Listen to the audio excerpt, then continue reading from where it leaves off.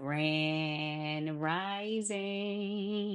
Happy, wonderful Wednesday. Another day to be so thankful for. Every time you read the Bible, you get something different from it, right? Or you have listened to people who have read the Bible and they tell you, what they got from a certain passage or a certain book.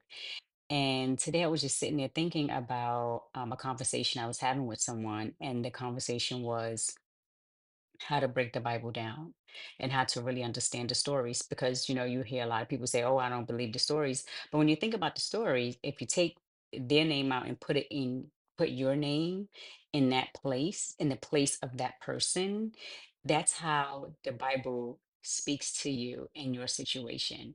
So as I'm sitting here and I'm thinking about, for some reason, Jonah and the whale pops in my head, and it's like, what's going on in your life that's swallowing you up, right? Because he was swallowed by a whale. So I say, I'm just going to open up this Bible and let me see what I get. So I open it, and of course it comes to the story of Jonah. So when you read Jonah 1 uh through chapter 2,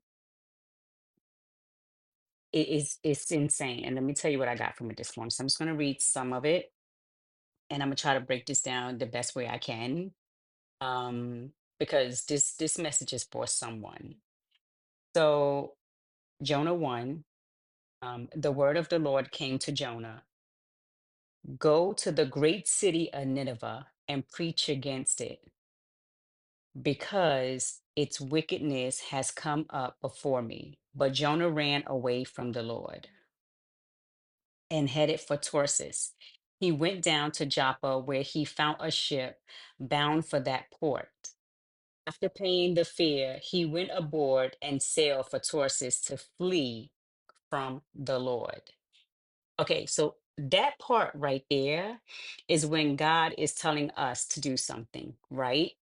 And we are running from him.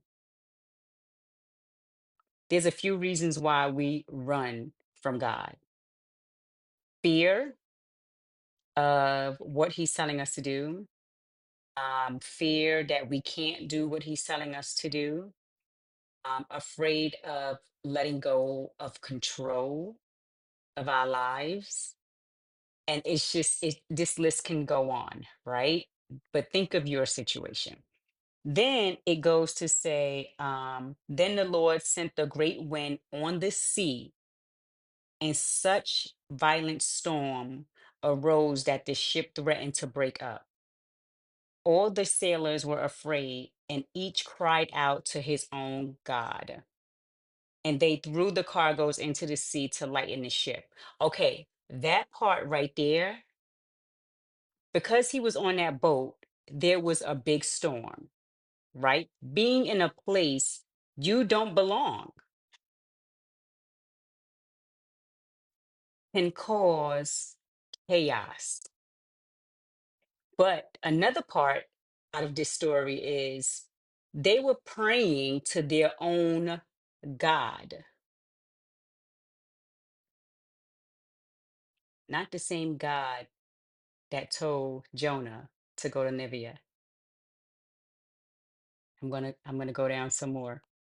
But Jonah had gone below deck, where he lay down and fell into a deep sleep.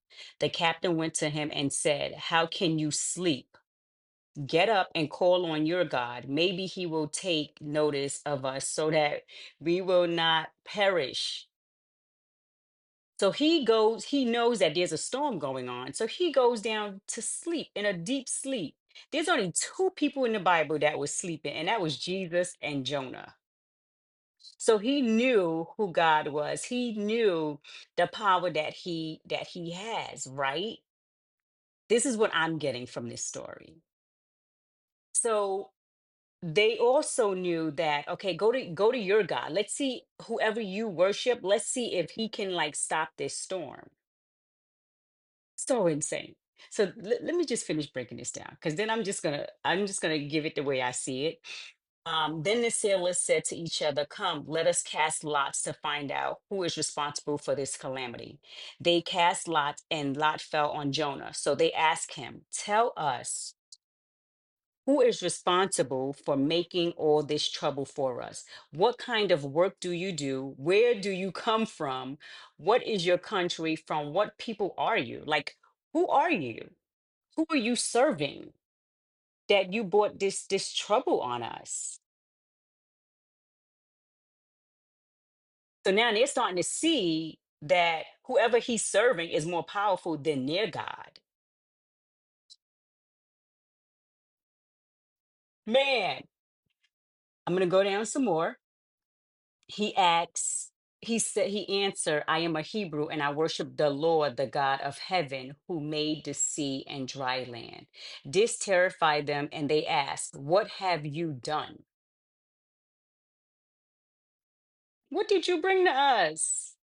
Like, is this punishment or something? Like, what is going on?" So then you go down a little bit more. You guys got to just read this. You got to like read this for yourself and like let me know what you get from this story. Because just from the beginning, he knew who God was and how powerful he was, right? He understood who he was, but yet he ran. Then he goes and he sleeps in a deep sleep, knowing that this storm is raging, knowing he's not supposed to be there. And with the storm happening, he know it was because of him, because you know you're not supposed to be where you are. Did you overstay your welcome? Did he tell you to go somewhere and you're like, "Nah, I'm not ready yet. It's not time yet." Yeah, this story is so crazy. So then it says, the sea was getting rougher and rougher. So they asked him, "What shall we do to you to make the sea calm down for us?" Pick, pick me up and throw me into the sea. He replied, "It will become calm." So he knew that if they got rid of him, that everything was going to be calm. So some of us are in places, some of us are with people, some of us are at jobs, relationships, in places where God has told us to leave. And chaos is breaking out because we are still there. We are still there. We are still there. And once we begin to move, is when things will begin to calm down. So, what do? They throw him over, and of course, the sea was calm. But in the midst of all of that happening, God still got the glory because guess what? He wasn't supposed to be there, but these men got a chance to see the God that Jonah was serving. And then they did a sacrifice for him and they started praising him and worshiping him because they saw the power that he carried through Jonah.